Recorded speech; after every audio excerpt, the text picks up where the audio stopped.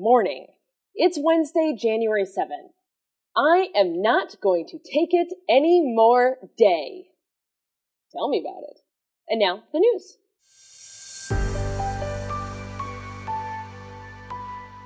Starting with an update on Venezuela. Just a couple quick things. First, opposition leader Maria Corina Machado, who ran for president in 2024 before she was banned from doing so, Edmundo Gonzalez ran in her place and did, in fact, win that election by a landslide, actually, but Maduro claims otherwise, announced that she will return to Venezuela, rejecting the authority of interim President Delcy Rodriguez and calling for a new election. Last year, Machado won the Nobel Peace Prize, and I'll tell you why that matters here. Trump has had his eye on that little guy ever since he realized he'll never win an Emmy, and a source within the Washington Post even said that Trump once said, quote, if she had turned it down and said, quote, I can't accept it because it's Donald Trump's, she'd be the president of Venezuela today, end quote. Wowzers, is that embarrassing.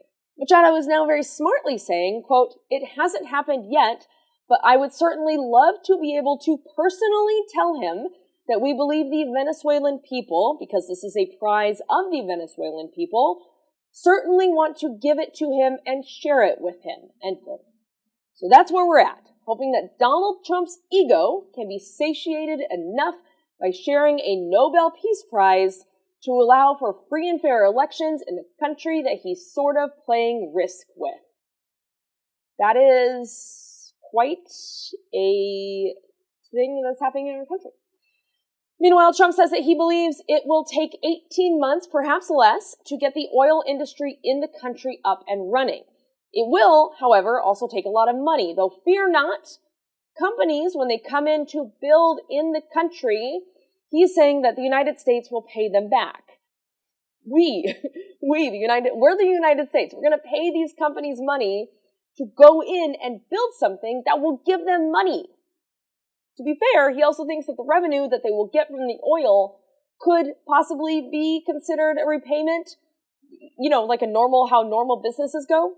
Or maybe it'll come from tariffs. Tariffs. Wouldn't you like to give some more of your own money to Chevron? Seems like, in a rare move for the president, he hasn't really thought this through.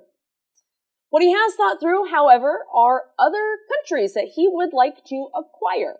On Tuesday, despite Stephen Miller saying that Greenland would be outside of their minds to mess with the United States Armed Forces, so they are not considering military forces in the country, turns out a military intervention in Greenland is, quote, always an option, end quote. Always? White House Press Secretary Caroline Leavitt said, quote, acquiring Greenland is a national security priority of the United States, end quote. She says it is needed to deter countries like China and Russia. From what? What have they done to us that Greenland will protect us from? I'm not being mean to Greenland. They're a great ally. And frankly, would they like a Kim? I'm saying China and Russia are not encroaching upon America. And Greenland, as a landmass, is not the thing that is preventing this from happening. This is not about national security. It is actually the opposite. Taking Greenland is really just the end of NATO, because it's one NATO country attacking another one. The whole point of NATO is to protect each other. So this would be bad. Also on the table, instead of boots on the ground, is they'll just offer to buy Greenland. Let me ask you a question. How much do you think America is worth? America is a country that is not for sale. We want to stay America. How much do you think America should be sold for? Yeah, so how much do you think Greenland, a country that doesn't want to be for sale, would put themselves up for sale for? As Trump attempts to collect countries like infinity stones, he is dropping states here at home. I'm sorry that rhymed. I didn't mean to do that. Gotta make room in that big, well-functioning noggin, I guess.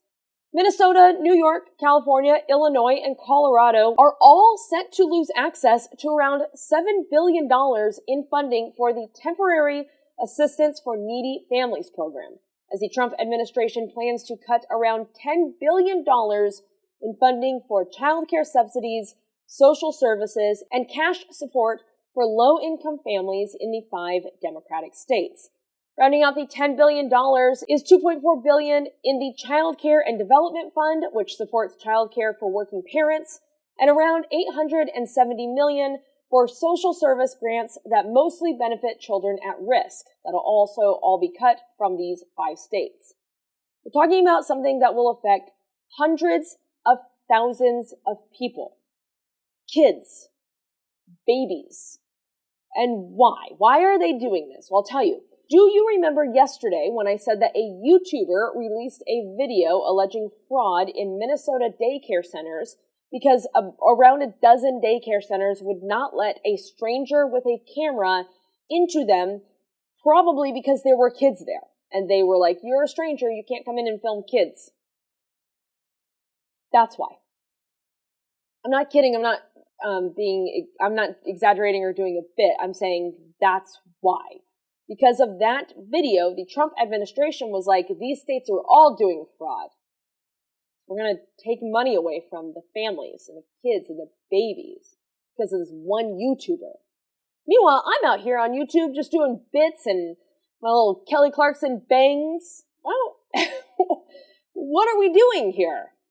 That's insane that this one YouTuber has that much terrible, very scary influence. Listen, I don't mean to swing my big state budget around, but if you cut California off, what do you think will happen? Where do you think the majority of that money comes from? I would assume it probably comes from the state that has an economy so big it actually surpasses Japan. But we wouldn't do that because we understand that the people that it would actually hurt are, innocent families and babies and kids, a concept that this administration can't wrap their ding-dong heads around. They choose to be mean. They love it. However, if they keep pushing us away, at some point, why would we not just take the hint, take our money and go? And now for a segment I'm calling Lady News. We'll do bad news first, good news first, good news first. And if you don't like it, you can blame Nicole from work. I asked her what she would prefer, and she said good news first. So there we go. In Wyoming, the state's Supreme Court has ruled the near total abortion ban, as well as the prohibition on the abortion pill, to be a violation of the state constitution. The state argued that they needed to take away all the choices from a person who could get pregnant because abortion is not healthcare. Their words, not mine. I didn't say it. They're saying it. I don't say it. I don't believe that. However, the Chief Justice ruled, quote, although a woman's decision to have an abortion ends the fetal life, the decision is, nevertheless, one she makes concerning her own health care, end quote. Excellent job, Wyoming judges. Would you perhaps be interested in also being the Pentagon for a moment? Because bad news time, the Pentagon announced on Tuesday that they are beginning a 6-month review of the, quote, effectiveness of women in ground combat jobs. Yeah. Former Fox News host Pete Hegseth is going to lead a review on whether the women are effective in ground combat jobs.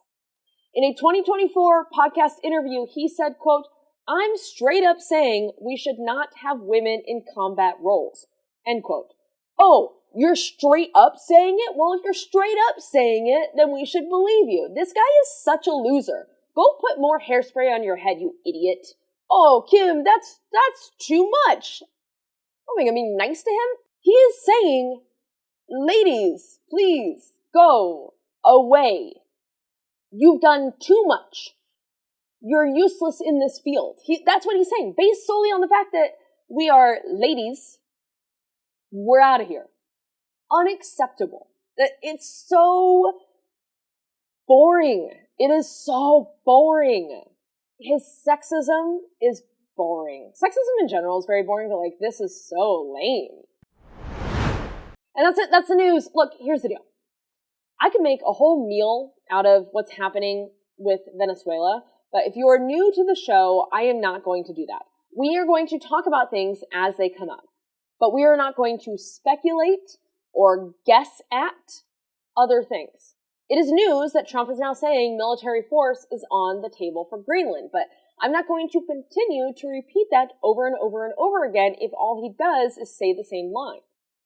What's happening in Venezuela is very serious, and I am not going to dilute the seriousness of it by contributing to the media circus of it. And you know what? I'm not going to take it from anyone who is gay. And because you never would either, I'm proud of you.